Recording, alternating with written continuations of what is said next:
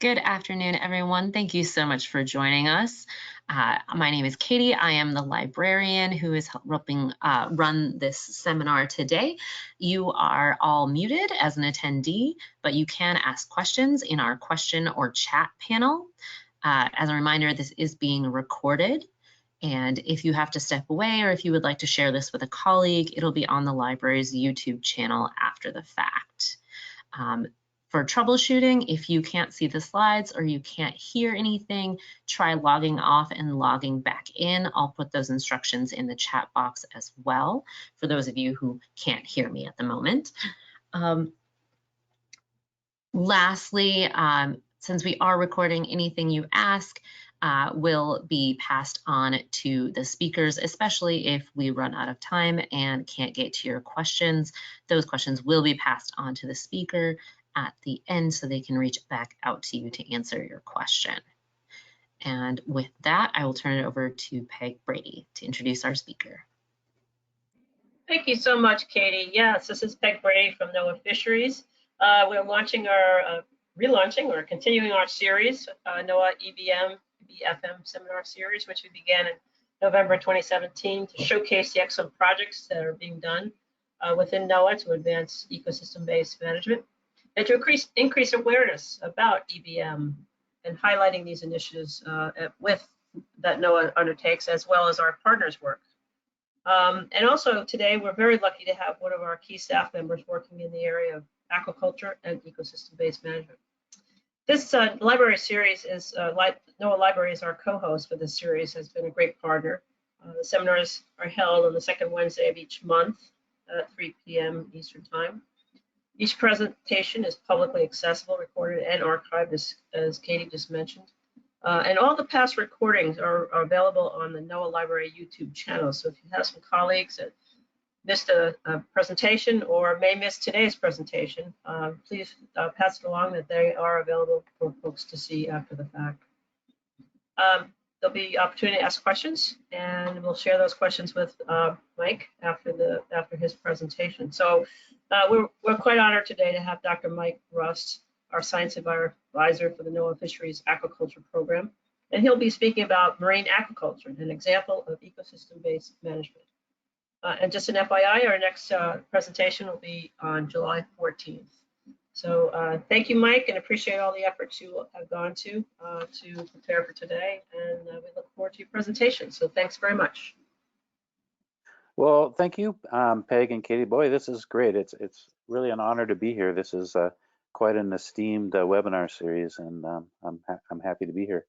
So I'm kind of the aquaculture guy, have been for a while around here. I'm the science advisor for NOAA Fisheries. Aquaculture is a cross-line office endeavor, though, so we have a lot of work going on with NOS and with OAR and others as well.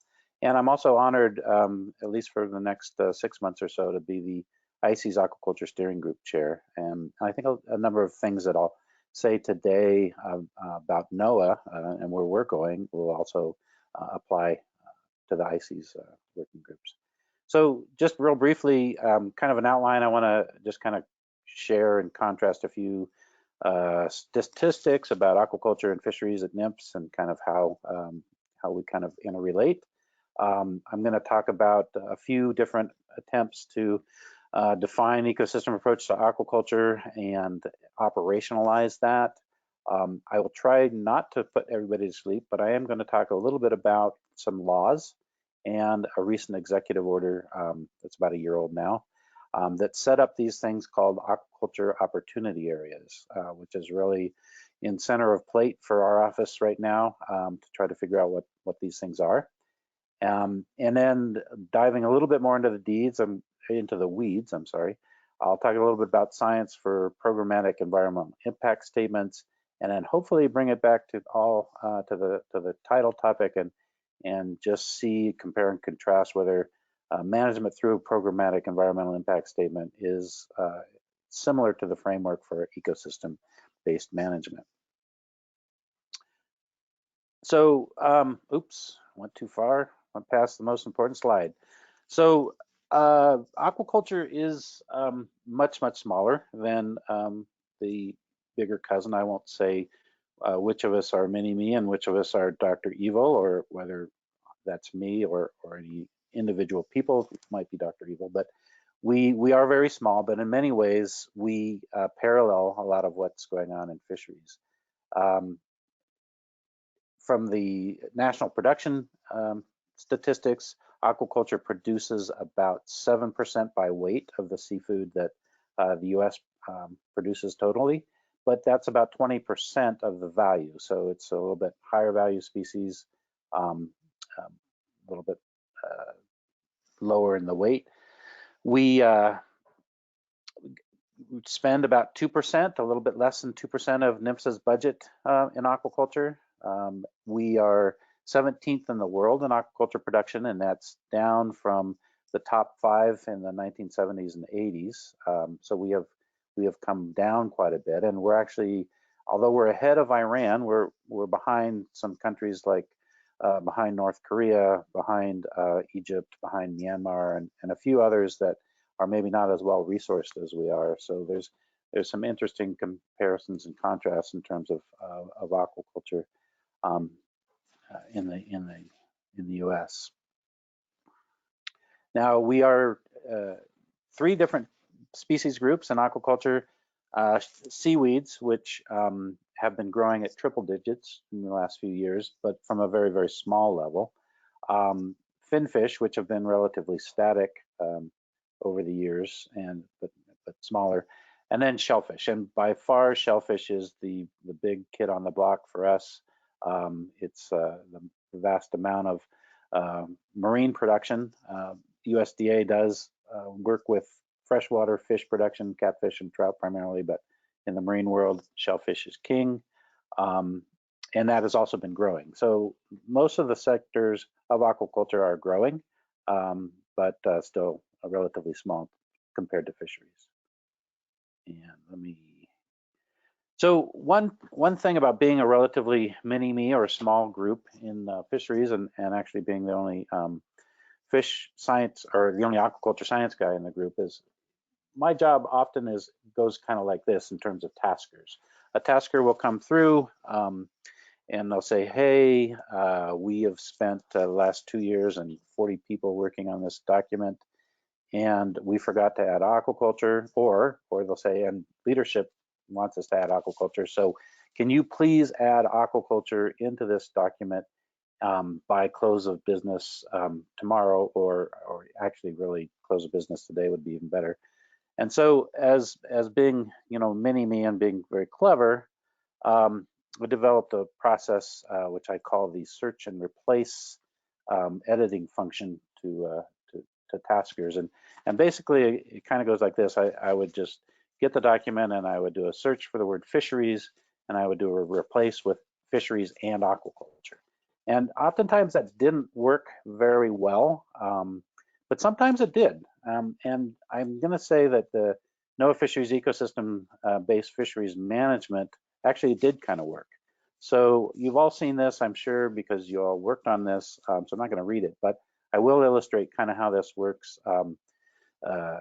in this case. So we can just replace the word fisheries with aquaculture, and then NOAA Fisheries ecosystem-based aquaculture management has a systematic approach to aquaculture management in a geographically specific area that contributes to the resiliency and sustainability of the ecosystem, recognizes the physical, biological, economic, and social interactions among the affected fisheries. Oh, not fisheries, let's replace that with aquaculture, related components, and optimizes the benefits among a diverse set of societal goals.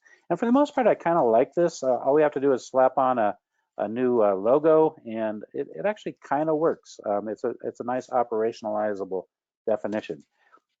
Once you get beyond this, however, fisheries and aquaculture kind of diverge. And I would take issue with this optimizing benefits because I think that's the hardest part of this, and we're probably not quite there. So I might change that to just do some trade-off or consider different alternatives rather than this grander goal of optimizing benefits. But that's nitpicking. This definition is not so bad for us. being a search and replace. Of course, it wasn't the only one, and in 2008, FAO defined ecosystem approach to aquaculture as a strategy and that tries to integrate the activity within the wider ecosystem and to try to promote sustainable development, equity, and resilience of interlinked social and ecological systems. So this says pretty much the same things, I think. However, it's hard to operationalize this, in my opinion. It's really hard to see how we fit processes and different types of approaches to management. But I think, you know, at the time it was a really great start to an ecosystem approach, and it introduced this concept to aquaculture. And I think FAO probably agrees with that, because in 2018 they did kind of a 10-year later review of ecosystem approach to aquaculture, and they kind of found that yeah, we raised awareness of the usefulness of being holistic and participatory in our approaches, but kind of different people used it different ways. We had varying degrees of uptake. You know, different countries kind of looked at it and did different things.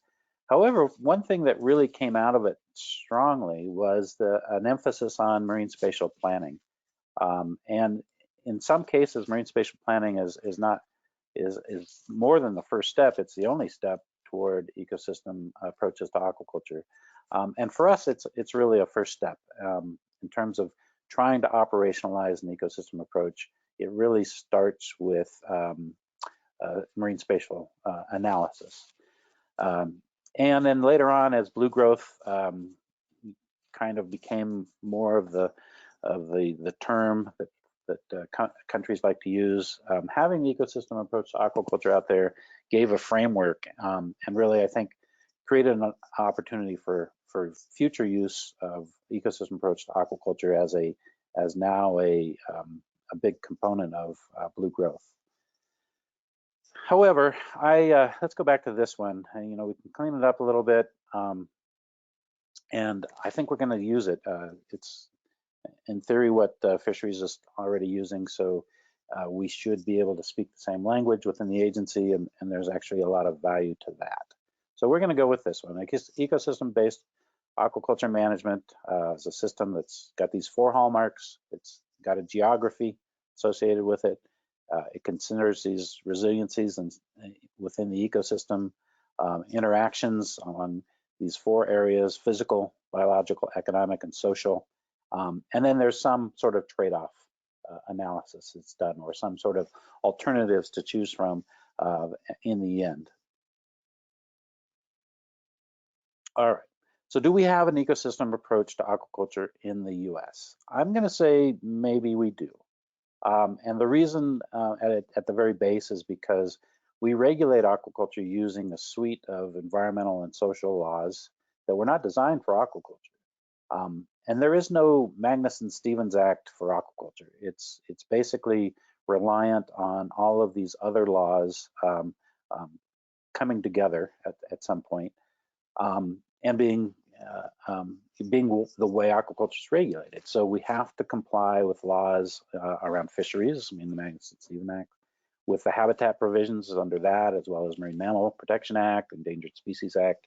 And then we have to manage for Clean Water Act, working with EPA, air quality. Aquaculture is an agricultural type approach, so the food safety laws that cover agriculture also cover aquaculture. Food Safety Modernization Act, for example, covers, you know, what can go in the feed and how you handle the product from that. There's no exemption for, you know, truth in marketing laws or worker safety. I mean, OSHA still applies, and so on and so forth. So these laws actually are the basis for how aquaculture is managed. And then on top of that, I'm going to say that we have these soft laws. These aren't actual laws, but they're societal values and expectations that do come into decision-making around aquaculture and management.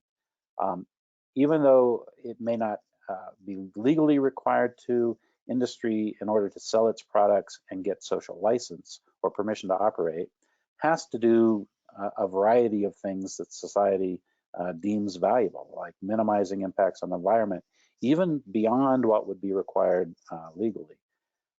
Maximizing positive impacts on the economy, and that could also include social systems around the economy, making sure that it's fair and honest. It follows laws, for example. If you are constantly being fined or convicted of things, nobody's going to buy your product, and pretty soon you're going to lose those permits. It has to benefit society, and that's a even in things such as social justice or nutritional justice comes into play. Diversity, equity, all kinds of societal benefits, animal welfare, and so on. So there's this suite of societal, what I'm going to call soft laws out there as well. All right, so now let's go on to where these come together, and that's under the National Environmental Policy Act, or NEPA. And so you hear NEPA a lot spoken around in our office. And this is really our Magnuson-Stevens, if you will. And NEPA really, it was enacted in the 70s. It's been around a long time. It really is an umbrella law. It's not, it doesn't necessarily set up the entire process itself. It just says that agencies, when they make a decision, when they make an action or decision, have to analyze the impacts or effect of those actions on the environment. And agencies have to consider environmental consequences of their actions. And it also has this inform the public about decision making. So there are ample opportunities for public input in the NEPA process, which gets to these soft laws. That's how those soft laws get in there. The NEPA environmental review process is very broad and considers both direct and indirect impacts, adverse and beneficial impacts, short-term and long-term effects of a federal action on the human environment. And it also has these same 4 axes under which it looks at things: the physical impacts, biological, economic, and social. So it's not just environmental impacts. It's the economics, the social, and so forth. Now, the old NEPA regulations also had to consider cumulative impacts or cumulative effects. The previous administration took that out. That was quite controversial. Some of you may have seen that in the news. So it's currently not required to do cumulative impacts. However, there is speculation that that might be coming back under the current administration. So I put that in here for now. Now, the NEPA also requires agencies to take a hard look and make a good faith effort, which we interpret as meaning we better use best available science. Using best available science, I think, is a way we can point to saying, yeah, we did take a hard look. We used the best available science. And yeah, we did make a good faith effort to look at all different kinds of impacts. It also requires us to be systematic, which means there needs to be some level of consistency to the approach and to how these things work, and interdisciplinary. In other words, it kind of goes without saying, after you think about all those different axes and all the different things and all the different laws that have to go into a NEPA process. NEPA has a couple of products that could be germane. One is the environmental impact statement. So NEPA is the law that set up the environmental impact statement. And I think probably people know more about doing an environmental impact statement than NEPA. But that's the ultimate document that captures where all these different interactions were taken into account. There is something called an environmental assessment, which is maybe a lower bar, but that is reserved really more for doing things that have been done before and that have a track record, and you already know kind of about what the impacts will be. Aquaculture wouldn't fit into that, so we are pretty much stuck with the environmental impact statement. There's also things that are called categorical exclusions, but those are things that are not going to have, you're not going to rise to this. So I just throw them in there for completeness, but they're really not germane to today's talk. And then finally, environmental impact statements can be programmatic or individual. An individual environmental impact statement is for a specific project, and it really goes into the detail of how that project's operating. Where programmatic is more for a whole class of projects that have similar attributes, and it goes through a little bit more general evaluation of how those things work. With the idea being that if you have a programmatic, then individual EISs can tier under there and use much of that information and not have to repeat it if it's a very similar project. So let's fast forward from the 1970s NEPA to a year ago, an executive order on promoting American seafood competitiveness and economic growth. And quite a bit of this has to do with aquaculture, but I want to focus today in on Section 7, which set up these things called aquaculture opportunity areas. And the act or the executive order actually says the Secretary of Commerce will blah, blah, blah, blah, blah, shall within 1 year of the date of this order identify at least 2 geographic areas containing locations suitable for commercial aquaculture. We are doing that, and we're doing that in what we're calling an atlas. So the first thing to think about is an atlas. So within a year, we have to do 2 atlases. And then after that, within 2 years after that, we have to complete a programmatic environmental impact statement for each area. And further, the executive order required us to do 2 of these a year for the next 5 years. So a total of 10 aquaculture opportunity areas need to be identified. It also required NOAA to be the lead agency for environmental impact statements for aquaculture operations in federal waters. Typically, it was the agency that gave the permits, which in our case would have been the Army Corps of Engineers or the Environmental Protection Agency. But in this case, it takes the responsibility for those EISs out of those agencies' hands and sticks them in our hands. And it also requires this programmatic environmental impact statement for each aquaculture opportunity. So what is an AOA, or an aquaculture opportunity areas? So from the EO, there are areas with high potential for commercial aquaculture, and they're really scientific exercises to do the atlas and the PEIS. They're not a permit. They're not a pre-permitted area. We are not giving or issuing any permits or saying that this area is exclusive to aquaculture. They're really just this scientific exercise to point to places in the ocean that have a high potential for success for commercial aquaculture. The applicants who may go into an AOA will still have to do an environmental impact statement. However, the idea is that they can tier underneath the programmatic environmental impact statement that we do. Actually, we have to do the environmental impact statement for the applicant, but it will be easier for us to do that. All right, that's confusing, I'm sure. So when you lay this out then on a timeline, we do 2 atlases, identify 2 each year. By the 3rd year, you can see, and we're just finishing the 1st year. By the 3rd year, we're going to be completing 2 PEISs, starting 2 PEISs, and doing 2 atlases. And we're doing that year after year after year. We'll be doing this for the next 7 years. So Mini-Me is pretty freaked out about this in terms of the resources. This is a lot of work. This is a lot of work. And so this has really been all hands on deck in the Office of Aquaculture. We have staffed up and geared up to do this, but it's been quite an effort. And we are almost there with the first 2 atlases. We're a little bit behind, but not too far behind. So that's probably all right.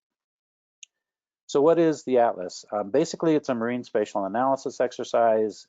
It allows us to look at the planning, the goals, and this is being done by NOS. So it's a sister line agency. The NCOS, Coastal Aquaculture Siting and Sustainability Program in Beaufort. Luckily, they have done this before for individual projects and do have, a process. They have the data that and access to the data that they've been grooming and putting together actually for several years. And actually the PEIS, the Marine Spatial Analysis Project, the Atlas project, is a good start toward an ecosystem approach in that it does look at sensitive habitats and protected species and other industry uses of the space, including the military. And it puts it together and tries to identify areas that have the least amount of conflict, if you will, or the least amount of problems. And so this is good in that the idea is that we can point to chunks of the ocean that have a higher chance for success and a lower chance for causing problems down the line. Whereas if industry were left to do this by themselves, the resources and the data and the ability to do this would not have existed. Okay, let's see. All right, so let's go to how NEPA works for doing EISs currently. And we've done a few of these for aquaculture, and they've been done more or less like this, in that we have these professional writers that have some scientific background, but are very scientific generalists in that they have to basically go to the scientific literature and then do an analysis of that and bring it to the environmental impact statement in a little mini review.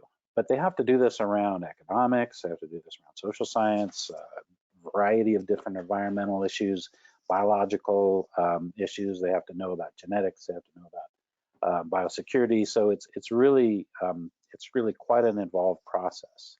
And the ones that have been done have been bespoke documents for specific projects, and they often take quite a long time, are very long, and they cost a lot of money. Oftentimes, it's not unusual for them to cost more than $1 million or even $2 million to complete these documents. So they're not to be taken lightly. So we're changing the paradigm a little bit, and this is not something that is new to government. This is the way a lot of governments do, and they insert the science. A lot of government agencies do is they insert the science advice product in the middle, and this is very analogous to doing a fisheries survey and coming up with fishing advice, right? It's not much different. This is what ICES does for bread and butter. Their bread and butter. It's also what ICES Aquaculture Steering Group is trying to develop, are these science advice products for aquaculture. And the idea there is it's really collaborative between subject matter expert scientists who are experts in their field, who are going to that universe of scientific information, often contributors to that scientific information, and then working with the NEPA experts who understand what the needs are for environmental impact statements, and they're producing an intermediate product called a science advice product, which can then easily be used by NEPA experts for the programmatic environmental impact statement. So we start mostly with scientists informed by the regulatory needs to mostly regulators who have information that scientists have helped package in a way that's useful. So what is an aquaculture science advice product? And first of all, like all advice products that government uses for various things, they are fit for purpose, and they can be very many different types of things, but the idea is that this is what they are being written for. It's not for a general publication necessarily, but it could be. And they have some level of review associated with them. We at NOAA are familiar with FRCs, or fundamental research communications. Those are the papers we publish all the time in peer-reviewed journals. But there's two other higher level types of reviewed publications that we may get into with science advice products. One is ISI, which is an influential scientific information has a certain threshold and certain requirements under the Information Quality Act and the Data Quality Act, which defines these. And the other one is an HISA, or a highly influential scientific assessment. And so the atlases that we're producing are actually ISI, and so they will require a little bit different rigor around the review process to produce those. And that's actually why they are slightly delayed, because they will have to go through this ISI process. But examples of what these means are, I already talked about the atlas or other marine spatial analysis runs. Could be all kinds of models. This crew is familiar with fisheries models, but in our case, we have, for example, a genetics risk model that allows you to predict fitness changes due to escapes from farms. Or it could be a model run, a specific type of fish. That could be a science advice product. Review papers, all kinds of state of the science review papers, those tend to fall in the FRC category. Best management practices or biosecurity plans for disease control, for example, could be science advice products.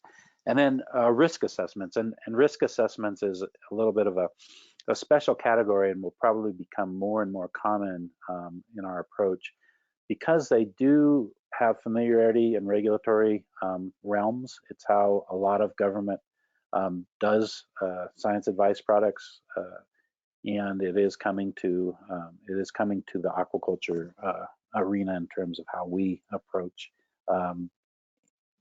getting information into regulatory use. All right, so what have we had to do then in order to get Mini-Me up to the point where we can actually do this? And we've actually added quite a bit of new expertise. Those are the red arrows, and also refocused or incentivized existing expertise around some of these issues. And you can see the range of things. So for example, we've added engineering expertise in the Northeast Fisheries Science Center, disease and biosecurity, and we are in the process of trying to recruit a professional risk assessment person, all for the Northeast Fisheries Science Center. The risk assessment person, by the way, will sit with the folks working on wind, because a lot of what I'm talking about for aquaculture is analogous to offshore wind. So I think that there's some synergies we could have there. We've funded some social science and some biosecurity work at the NCOS lab in Oxford, as well as the Beaufort lab, where marine spatial analysis is occurring, as well as some environmental modeling and also engineering. In the Southeast Fisheries Science Center, we've added a new social scientist and funded a current economist. Southwest, we've added economics to their genetic risk folks, and then the disease and biosecurity work in the Northwest Fisheries Science Center. So we've added some new expertise, and we've refocused folks in order to really look at developing these science advice products. All right, so what does that look like? So if you then take, and think of each of those science advice processes as a petal of a flower, we've come up with the collaborative NEPA flower here, in that along these various areas of expertise, and we already had existing expertise, right, the agency does in protected resources and habitat, so that was already existing. The atlas, of course, things are sitting on the atlas. That's the base of it. But then these yellow areas, we are standing up new teams to develop around economics, around biosecurity, which is diseases and health, One Health issues, around genetics, around social scientists and sciences and engineering. And so all of those teams will be feeding into this inner ring, which could be one of these products or a risk assessment taken by the NEPA writer in order to produce the programmatic environmental impact statements. So that's how we are looking at it. So finally, let's get back to my question. The title is NEPA then, an ecosystem-based aquaculture management framework.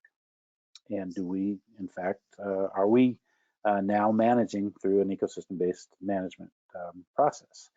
Well, let's see. So is it in a geographic specified area? Well, I think the atlases would say yes. So let's check that box.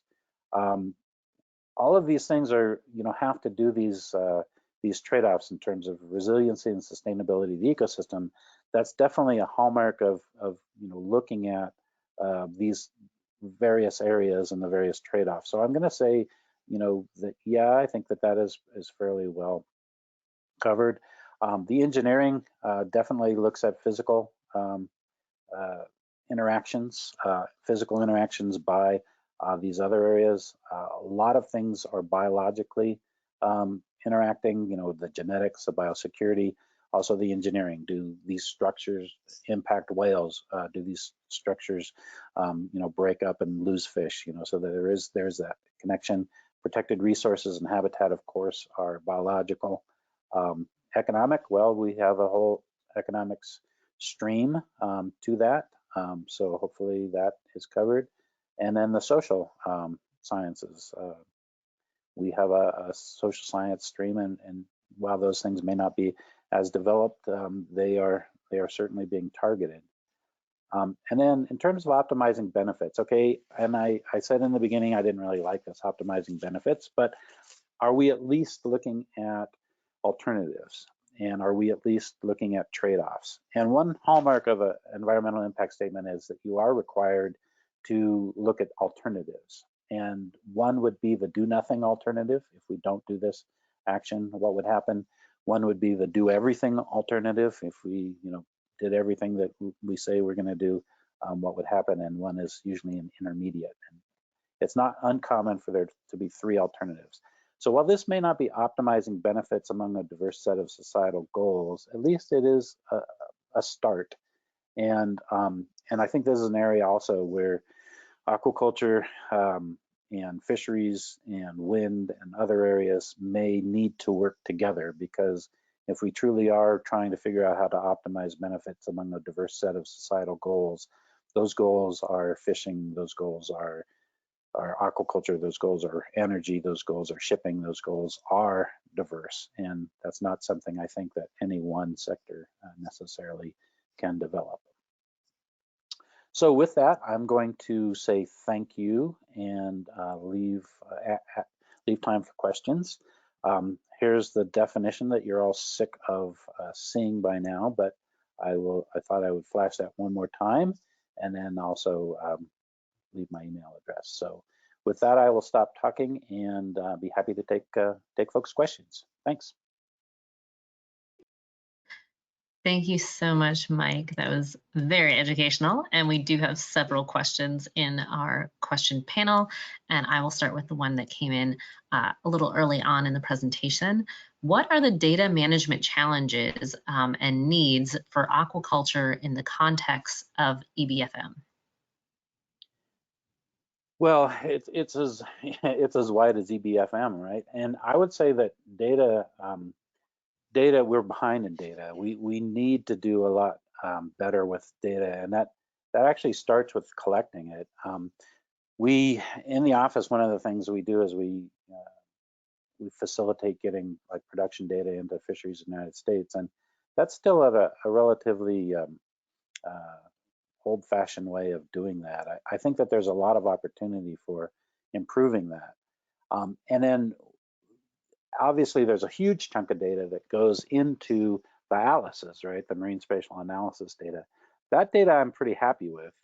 It goes through all the FAIR principles and all the different requirements for data, and it's there.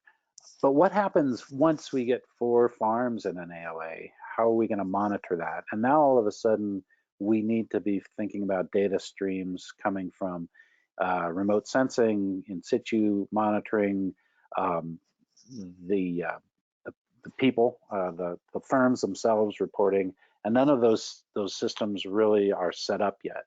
So data is going to be a very big part of what we're going to have to do in year 4 as people start going into those. But the analogy has been, to a certain extent, trying to get the things set up and be thinking about those things so that we're ready when they come. But yeah, excellent question on data. I mean, it's very wide-reaching, and we have a lot of work to do in that field. Thanks, Mike. Our next question, is there an organic certification process for aquaculture like there is for terrestrial, not aquaculture, agriculture, excuse me? Well, the question is yes, or the answer is yes and no. So USDA has been working on that for my entire career, which is over 25 years now, and has been stymied by doing a US organic certification for aquaculture. However, other countries have not. So there are organic certifications out of Canada, out of New Zealand, Australia, Europe, and in the absence of a U.S. certification, those other certifications are allowed to sell as organic. So you do see organic aquaculture products on the market. Those are all certified by outside, not USDA. They're certified by other countries. Thank you. Next question. How does the land-based recirculating aquaculture systems, RES, fit within these regulatory frameworks? They don't really. I mean, there would be a NEPA document that would be required for the effluent under Clean Water Act, but that's about it. I mean, they are really all within the walls and private. They're on private property, and NEPA does apply, but it's a much different process, and it would not be something which we would necessarily do a programmatic on. But the company working with EPA would have to do a NEPA on it. Okay, thank you. Next question. When identifying AOAs, are they species specific, or is the atlas developed first and then later decided which species can be raised in that area?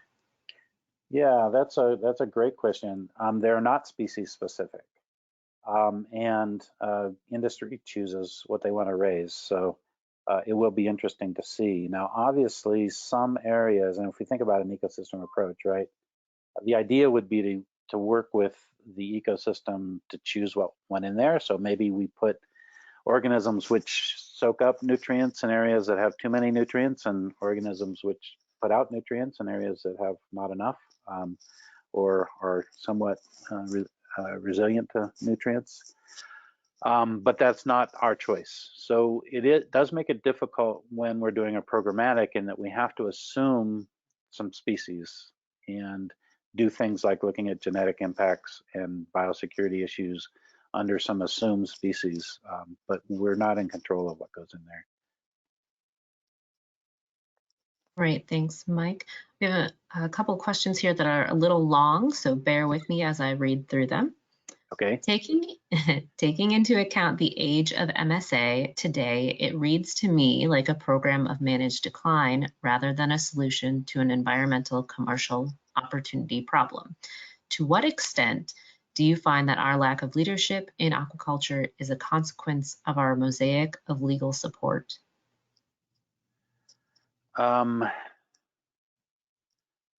So I guess it's a catch-22 to a certain extent, in that where we have seen a great amount of aquaculture growth. It's just been in areas like seaweed and shellfish. And so in those areas, those have all pretty much happened in state waters.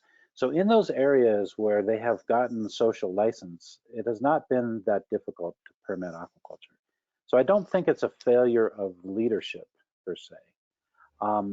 Certainly not the case, the opposite case with finfish, which has, social license issues, where, we're not seeing new permitting. We're actually seeing recirculation systems going in because the permitting is, to a certain extent, much easier.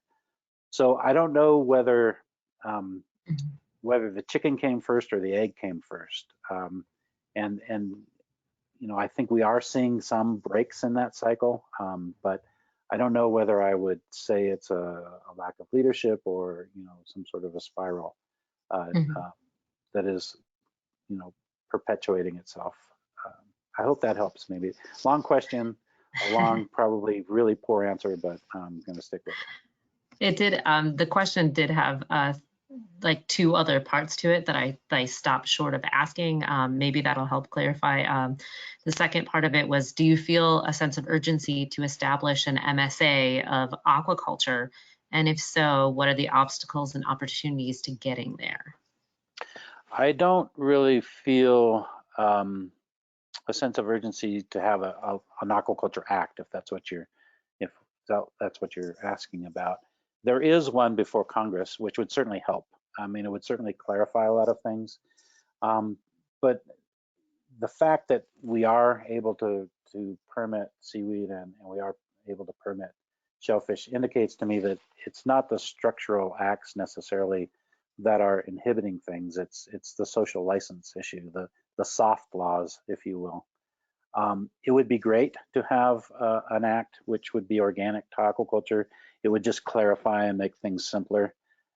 Is it entirely necessary in order for aquaculture to go forward? No, I don't think so, but that's my opinion. Great, thanks, Mike. Another slightly long question. I hope I can do it justice. In California, there is an effort to tie anthropogenic nutrients to an increase in localized coastal ocean acidification and hypoxia due to enhanced phytoplankton production in response to the nutrients. HABs are another area of study related to anthropogenic nutrients. Will the impacts of increased nutrients from NH3 excretion from farm fish be part of the habitat component studied?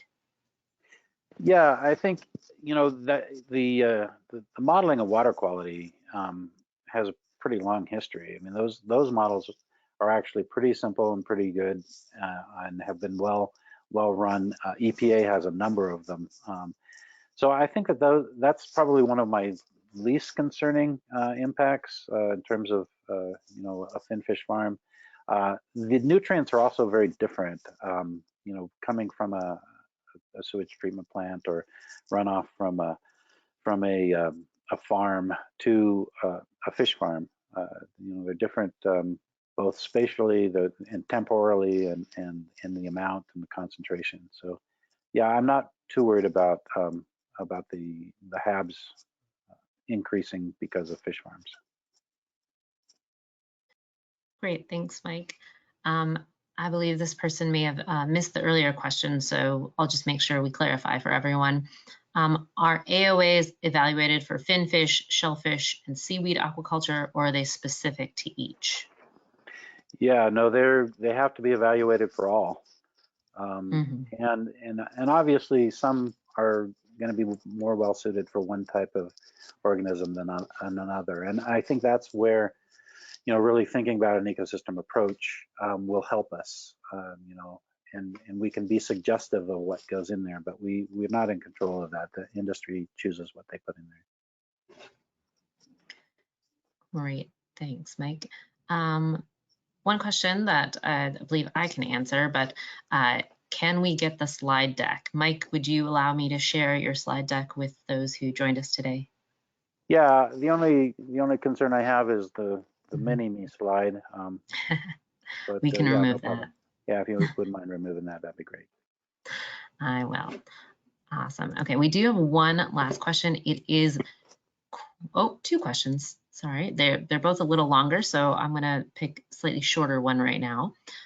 What tools are currently available and what agency will use them for assessing long-term impacts of coastal aquaculture development on wild populations and especially habitat?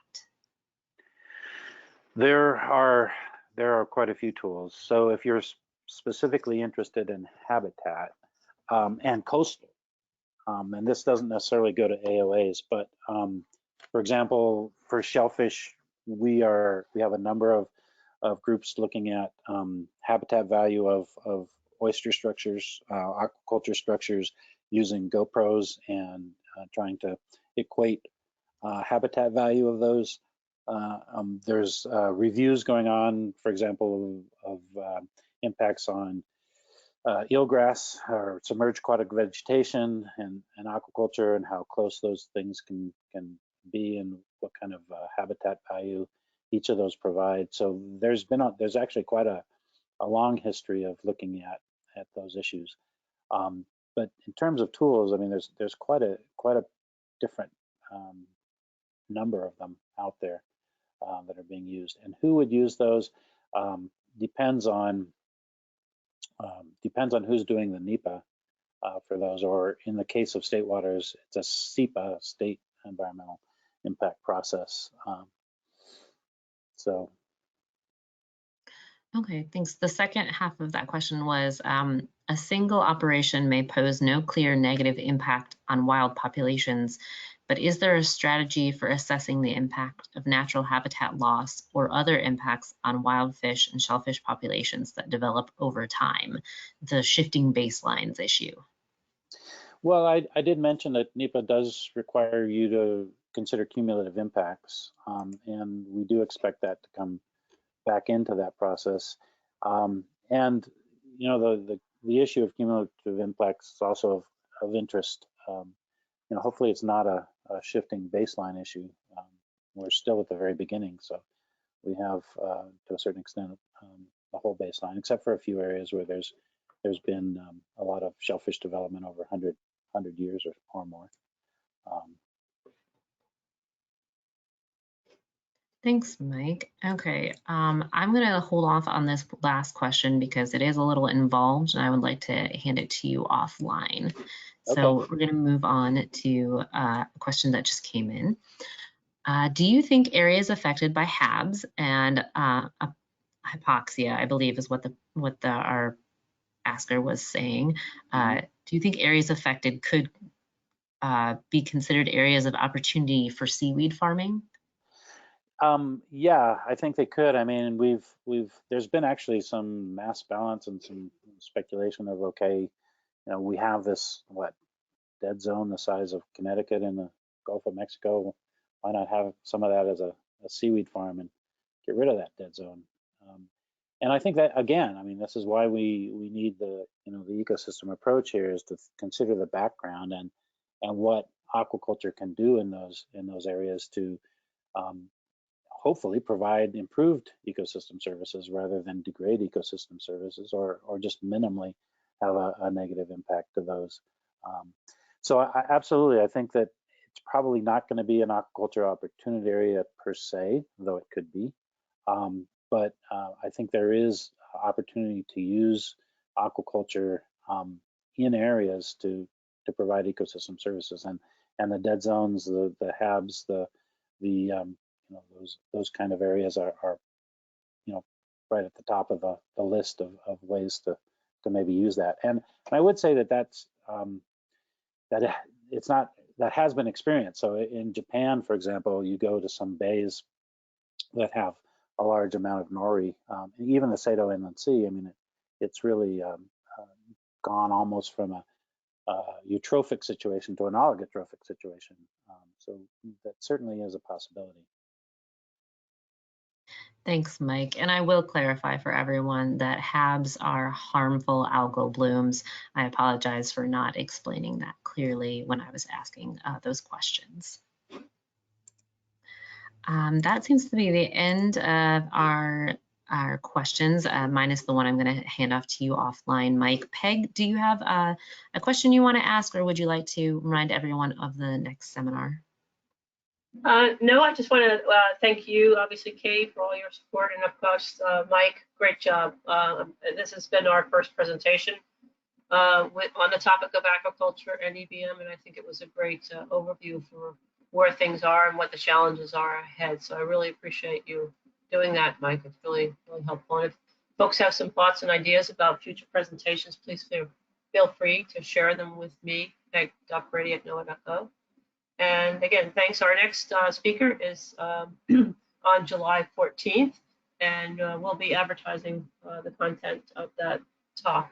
And I'll also remind you that we typically take a rest in August, so we do not have typically a presentation in the month of August, but we do resume back up in September on the second Wednesday. So again, if you're interested, please feel free to see the prior presentations and pass along to others that couldn't join us today Mike's presentation that is all available on the NOAA Library YouTube channel. So thanks again, Mike and Katie. Appreciate your help. Thank you. Okay, thank you all. As I said, this was recorded and will be archived on the library's YouTube, as Peg also reiterated. Thank you all, and I hope you have a safe and wonderful rest of your Wednesday. Thank you.